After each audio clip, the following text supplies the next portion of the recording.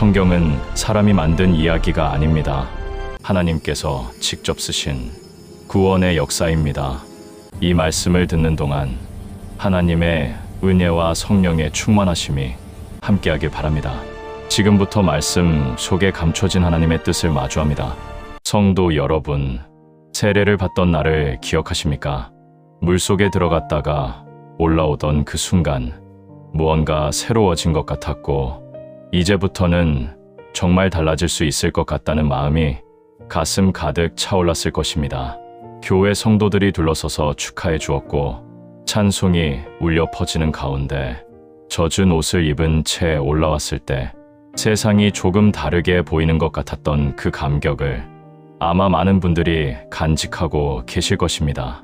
그런데 시간이 흐른 뒤에 문득 이런 생각이 든 적은 없으셨습니까? 나는 분명 세례를 받았는데 왜 여전히 같은 자리에서 같은 싸움을 하고 있는 것인지, 왜 예전과 다르지 않은 분노가 작은 일에도 치밀어 오르는 것인지, 새벽에 눈을 뜨면 여전히 불안이 찾아오고 바꾸겠다고 다짐했던 습관이 한 달도 지나지 않아 다시 돌아오는 것을 보면서 그 물이 정말 나를 씻은 것인지 의심이 드는 순간이 한 번쯤은 있었을 것입니다. 이런 고백을 하면 신앙이 약해서 그런 것이라고 생각하기 쉽습니다. 그러나 오늘 함께 묵상하려는 말씀은 이 질문이 실패의 고백이 아니라 오히려 더 깊은 자리로 들어가는 입구라는 것을 보여줄 것입니다. 성경은 세례를 하나로 말하지 않습니다. 물로 받는 세례와 성령으로 받는 세례를 분명하게 구별하여 기록하고 있으며, 이 두 세례의 차이를 이해하지 못하면 많은 성도들이 형식 안에 머물러 있으면서도 왜 내 삶이 변하지 않는지를 끝없이 의아해하게 되는 것입니다. 물 세례란 무엇이고 성령 세례란 무엇인지, 그리고 이 둘의 차이가 우리의 신앙과 삶에 어떤 의미를 갖는 것인지를 성경 본문의 흐름을 따라 조용히 살펴보겠습니다. 세례라는 것이 처음 등장한 장면을 떠올려 보십시오. 광야에서 한 사람이 외치고 있었습니다. 요르단 강가에 서서 사람들을 향해 회개하라고 선포하던 그 사람은 세례 요한이었습니다. 마태복음 3장 1절부터 2절을 보면 요한은 유대 광야에서 나타나 회개하라, 천국이 가까이 왔느니라고 외쳤다고 기록되어 있습니다. 그리고 마태복음 3장 5절과 6절을 보면 예루살렘과 온 유대와 요르단 근처 사람들이 그에게 나아와 자기 죄를 고백하며 요르단 강에서 세례를 받았다고 되어 있습니다. 이때의 세례가 어떤 모습이었는지 잠시 그려 보십시오. 사람들이 줄지어 강가로 내려왔습니다. 그들은 제사장도 아니었고 율법학자도 아니었으며 대부분 평범한 사람들이었습니다. 삶의 무게에 지쳐 있었고 자기 안의 죄를 더 이상 감추지 못하겠다는 마음으로 광야까지 걸어온 사람들이었습니다. 요한 앞에 선 그들은 자기 죄를 입으로 고백했고, 요한은 그들을 요르단 강물 속에 잠기게 했습니다.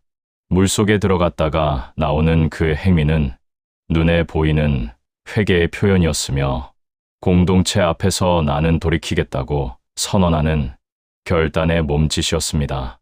그런데 여기서 놓치지 말아야 할 것은 요한 자신이 이 세례의 한계를 분명히 알고 있었다는 점입니다. 마태복음 3장 11절에서 요한은 이렇게 선언합니다. 나는 너희를 회개하게 하기 위하여 물로 세례를 베풀거니와 내 뒤에 오시는 이는 나보다 능력이 많으시니 나는 그의 신을 들기도 감당하지 못하겠노라. 그가 너희에게 성령과 불로 세례를 베푸시리라. 이 고백에 담긴 뜻을 깊이 생각해 보십시오. 요한은 자기가 하고 있는 일이 최종적인 것이 아님을 정확히 알고 있었습니다. 자기가 베푸는 세례는 물이지만 자기 뒤에 오시는 분이 베푸실 세례는 물이 아니라 성령과 불이라고 말했습니다. 이것은 요한 스스로가 자신의 사역이 예비하는 자리에 있음을 인정한 것이며 물세례 너머에 반드시 와야 할 더 크고 더 깊은 세례가 있다는 것을 미리 가리키고 있었던 것입니다. 마가복음 1장 4절과 5절에서도 요한은 광야에서 회개의 세례를 전파하였고 사람들이 자기 죄를 고백하며 세례를 받았다고 기록하면서 요한의 세례가 죄를 사하는 것이 아니라 죄를 고백하고 돌이키겠다는 마음의 표현이었음을 분명히 보여주고 있습니다. 이것이 물세례의 자리입니다. 인간의 결단과 고백이 담긴 외적인 행위, 눈에 보이는 신앙의 첫 발걸음. 그러나 그것만으로는 채워지지 않는 무언가가 여전히 남아있는 자리였습니다. 물은 몸을 적셨지만 영혼 깊은 곳까지 들어가지는 못했기 때문입니다. 그렇다면 성령 세례는 언제 처음 눈앞에 나타난 것입니까? 그것은 바로 예수님께서 세례를 받으신 현장에서였습니다. 마태복음 3장 13절부터 17절까지를 보면 예수님께서 갈릴리에서 요르단 강으로 오셔서 요한에게 세례를 받으시는 장면이 기록되어 있습니다. 이 장면을 천천히 그려보십시오. 수많은 사람들이 줄을 서서 세례를 받고 있는 그 자리에 예수님께서 걸어 들어오셨습니다. 요한은 그분을 알아보았습니다. 그리고 마태복음 3장 14절에서 요한은 이렇게 말하며 만류하였습니다. 내가 당신에게서 세례를 받아야 할 터인데 당신이 내게로 오시나이까? 요한은 알고 있었습니다. 이분은 죄를 고백할 필요가 없는 분이시며 회개를 위한 물세례가 필요하지 않은 분이라는 것을 본능적으로 느끼고 있었던 것입니다. 그러나 예수님은 마태복음 3장 15절에서 이렇게 대답하셨습니다. 이제 허락하라. 우리가 이와 같이 하여 모든 의를 이루는 것이 합당하니라. 예수님은 죄인의 자리에 서실 필요가 없으셨지만 스스로 그 자리에 내려오셨습니다.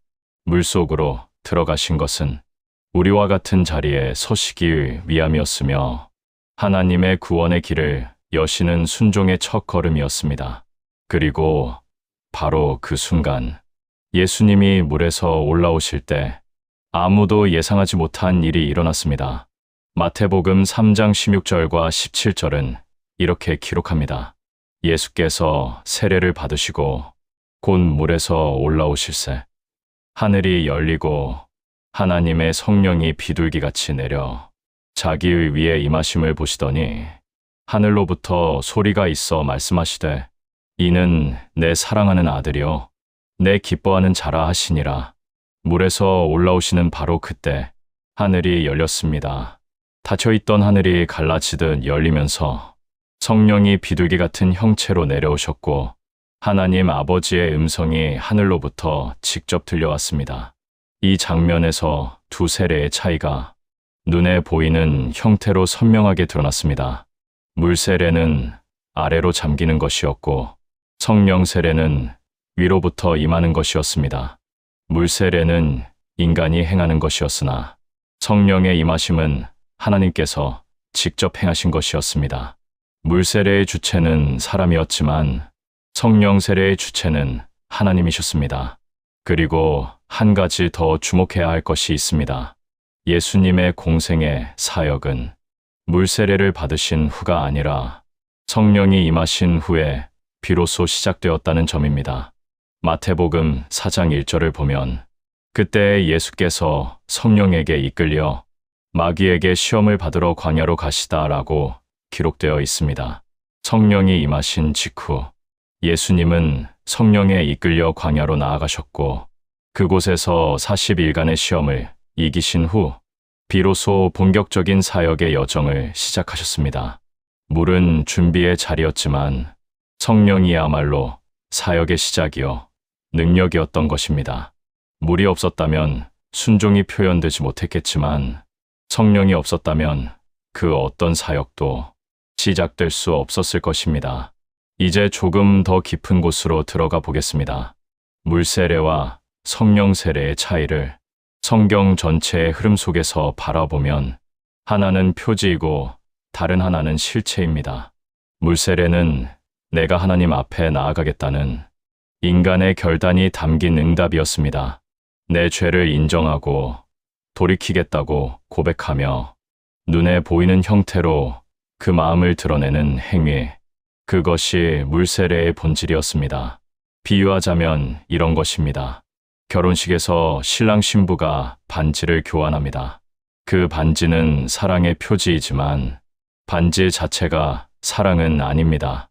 반지를 끼고 있다고 해서 저절로 사랑이 깊어지는 것이 아니며, 반지 없이도 사랑은 존재할 수 있지만 사랑이 없는 반지는 그저 금속일 뿐입니다. 물세례도 이와 비슷합니다. 물세례는 하나님을 향한 결단의 표지이지만 그 표지 안에 담겨야 할 실체는 성령의 임재이시며, 그 실체 없이 표지만 남게 되면 형식은 갖추었으되 생명이 없는 신앙이 되는 것입니다. 성령 세례는 이와 전혀 다른 차원에서 일어나는 사건입니다. 성령 세례는 하나님께서 직접 내 안에 들어오시는 것이며, 내가 무언가를 행한 것이 아니라 하나님께서 나를 향해 행하신 것이기 때문입니다. 사도행전 1장 5절에서 예수님은 부활 후 제자들에게 이렇게 말씀하셨습니다. 요한은 물로 세례를 베풀었으나 너희는 몇 날이 못 되어 성령으로 세례를 받으리라. 이 말씀에서 분명히 드러나는 것은 두 세례가 동일한 것이 아니라는 사실입니다. 요한의 세례는 물이었고 이제 곧 올 세례는 성령이었습니다. 하나는 이미 지나갔고 다른 하나는 아직 오지 않았으며, 그것은 제자들이 반드시 기다려야 할 약속이었습니다. 그리고 그 약속이 성취된 날이 바로 오순절이었습니다. 사도행전 2장 1절부터 4절까지를 보면, 오순절 날에 제자들이 한 곳에 모여 있을 때 갑자기 하늘로부터 급하고 강한 바람 같은 소리가 있었고 불의 혀 같은 것이 나타나 각 사람 위에 하나씩 임하였으며, 그들이 성령의 충만함을 받고 다른 언어들로 말하기 시작하였다고 기록되어 있습니다. 이 장면을 조용히 묵상해 보십시오. 물세례에서는 사람이 물속으로 들어갔습니다.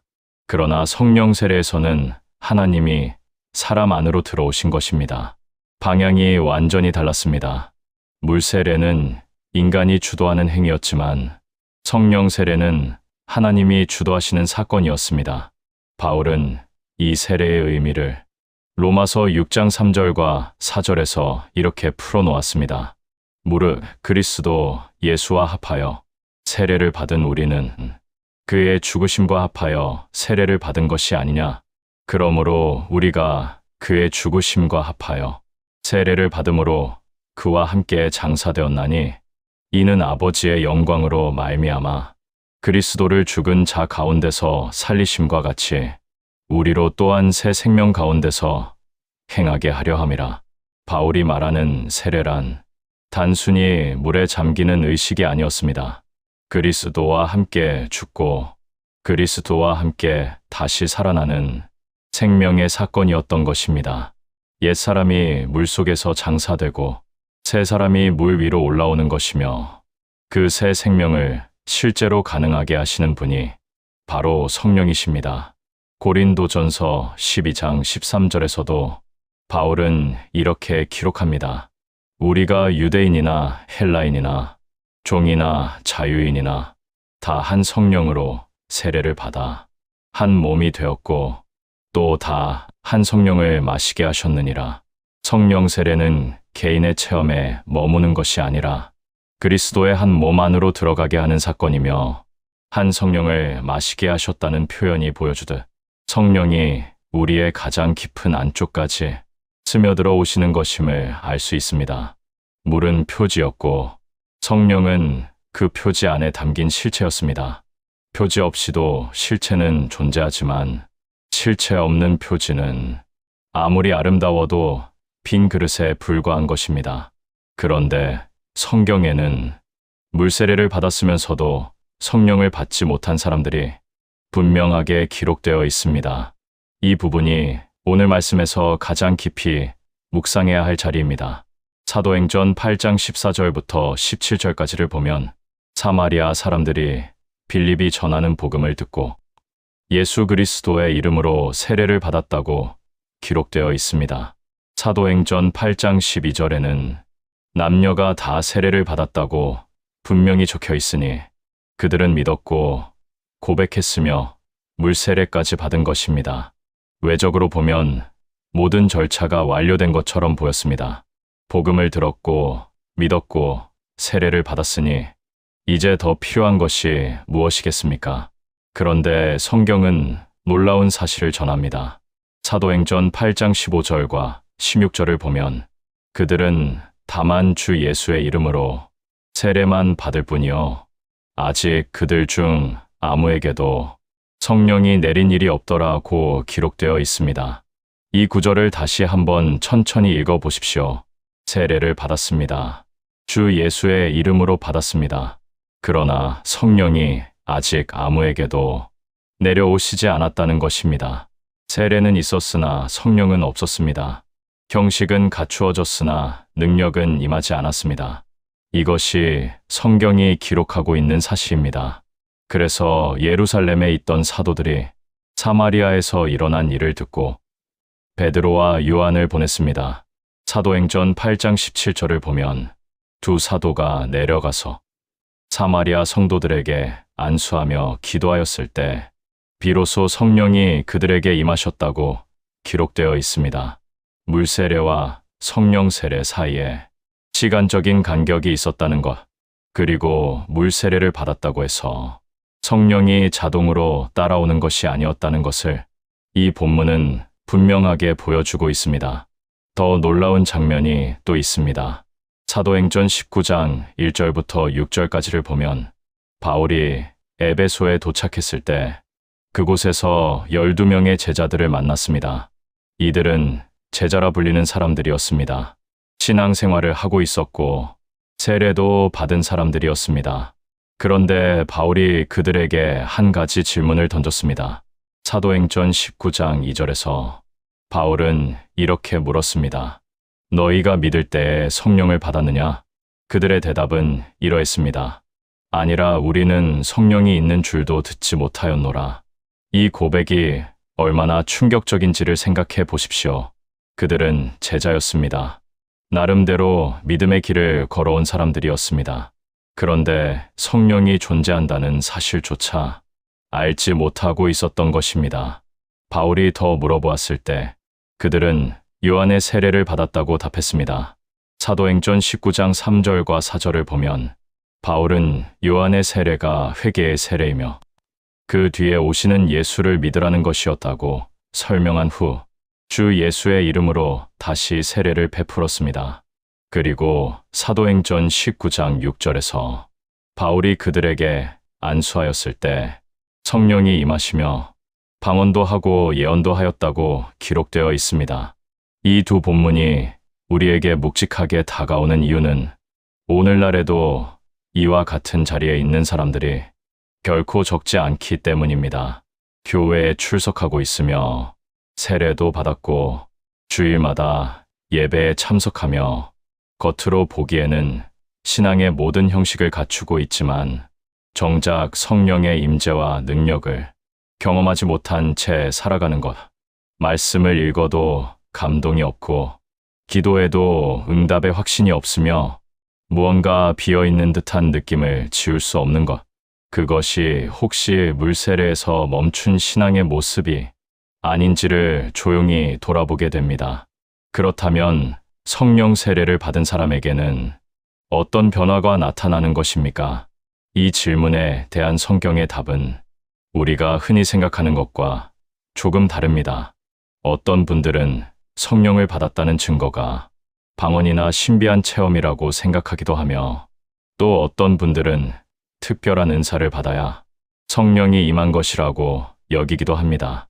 그러나 성경이 가장 먼저 보여주는 성령의 증거는 특별한 능력이 아니라 한 사람의 삶이 달라지는 것이었습니다. 갈라디아서 5장 22절과 23절에서 바울은 성령의 열매를 이렇게 기록합니다.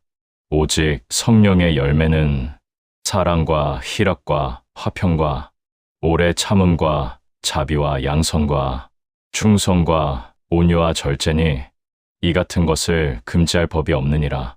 성령이 임하신 사람에게 나타나는 첫 번째 변화는 사랑이었습니다.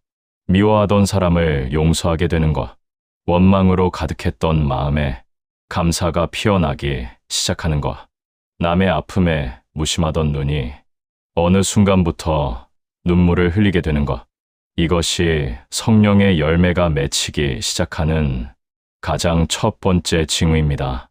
그 다음은 기쁨과 평안이었습니다. 환경이 바뀌어서 기쁜 것이 아니라 환경이 바뀌지 않았는데도 내 안에서 설명할 수 없는 평안이 올라오는 것.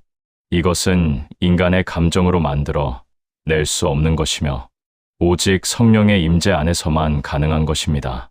그리고 그 열매는 하루아침에 맺히는 것이 아니라 날마다 성령과 동행하는 가운데 천천히 그리고 깊이 익어가는 것이었습니다. 사도행전 2장 42절부터 47절까지를 보면 오순절에 성령을 받은 초대교회 성도들의 삶이 기록되어 있습니다. 그들은 사도의 가르침을 받아 서로 교제하고 떡을 떼며 기도하기를 힘썼습니다. 모든 사람에게 두려움이 생기고 사도들로 말미암아 많은 기사와 표적이 나타났으며 믿는 사람들이 다 함께 있어 모든 물건을 서로 통용하였습니다. 또한 날마다 마음을 같이하여 성전에 모이기를 힘쓰고 집에서 떡을 떼며 기쁨과 순전한 마음으로 음식을 먹고 하나님을 찬미하며 모든 백성에게 칭송을 받았다고 기록되어 있습니다. 성령이 임하신 이후 그들의 삶에서 가장 먼저 달라진 것은 무엇이었습니까? 화려한 기적이 먼저가 아니었습니다. 함께 모여 말씀을 듣고 서로의 짐을 나누며 기도하는 공동체를 이루었다는 것이 가장 먼저 기록된 변화였습니다. 말씀이 살아나고, 기도가 살아나고, 교제가 살아나고, 나눔이 살아난 것, 가장 기본적인 것들이 생명력을 얻은 것이 성령 임재 이후 가장 먼저 나타난 변화였습니다. 오늘 우리 자신에게도 조용히 물어볼 수 있습니다.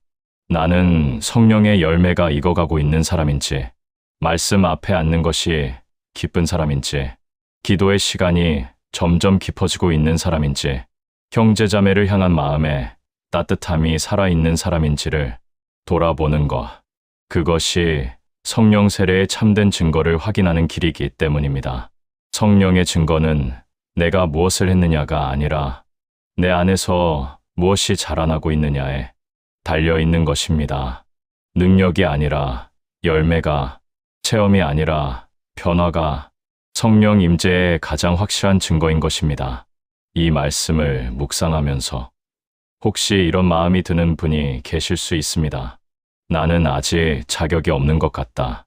나의 기도가 부족한 것은 아닌지, 나의 믿음이 약해서 성령을 받지 못하는 것은 아닌지 스스로를 의심하는 마음이 올라올 수 있습니다. 그러나 성경이 보여주는 성령 세례의 본질은 자격이 아니라 약속이었습니다. 조건이 아니라 선물이었습니다.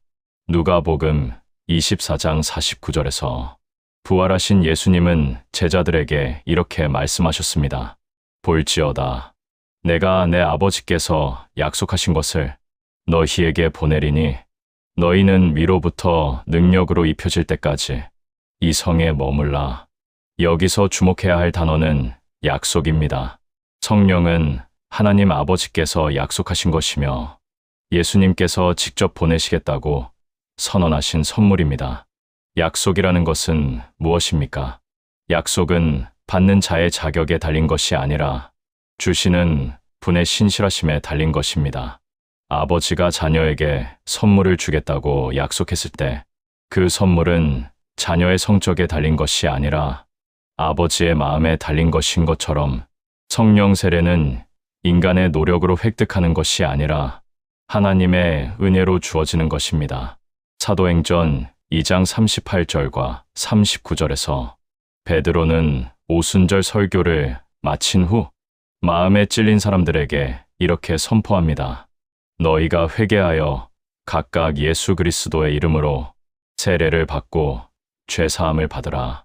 그리하면 성령의 선물을 받으리니 이 약속은 너희와 너희 자녀와 모든 먼 데 사람 곧 주 우리 하나님이 얼마든지 부르시는 자들에게 하신 것이라.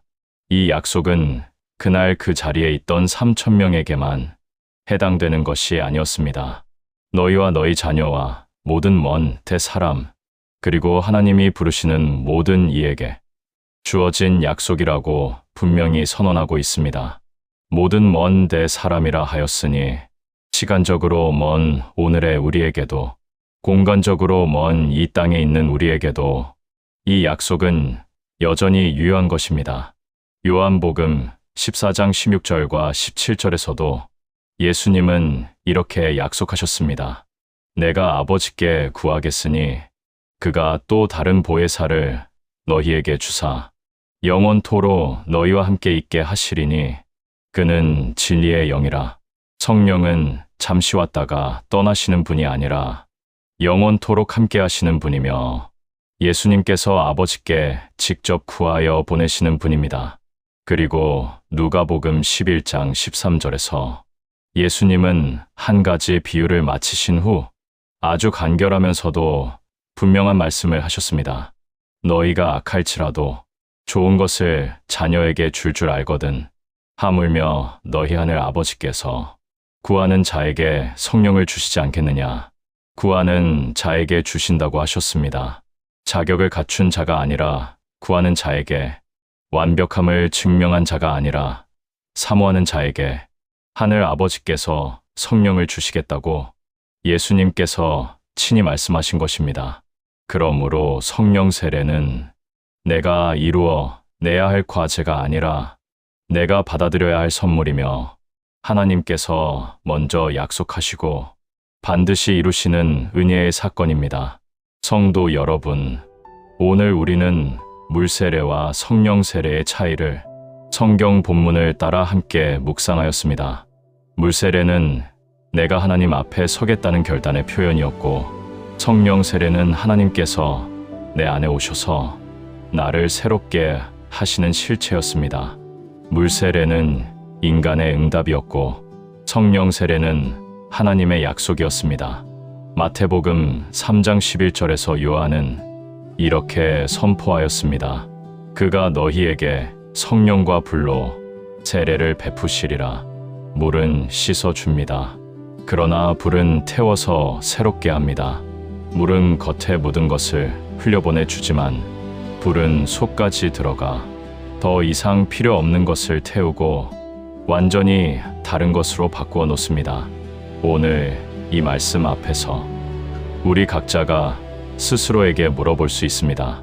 나는 물의 자리에서 머물러 있는 것은 아닌지, 형식은 갖추었으나 성령의 불이 내 안에서 타오르고 있지 않은 것은 아닌지, 세례를 받은 그날의 고백이 오늘도 여전히 살아있는 것인지를 조용히 돌아보는 시간이 되기를 원합니다. 성령 세례는 먼 옛날 오순절에만 일어난 사건이 아닙니다. 그 약속은 너희와 너희 자녀와 모든 먼 대 사람에게 하신 것이라고 성경은 분명히 말씀하고 있으며, 하나님은 구하는 자에게 성령을 주시겠다고 약속하셨습니다. 물 위에 머물지 마십시오. 불 속으로 들어가십시오. 오늘 이 시간 성령의 임재를 사모하는 마음으로 주님 앞에 다시 한번 마음을 열어드리시기를 축복합니다. 아멘.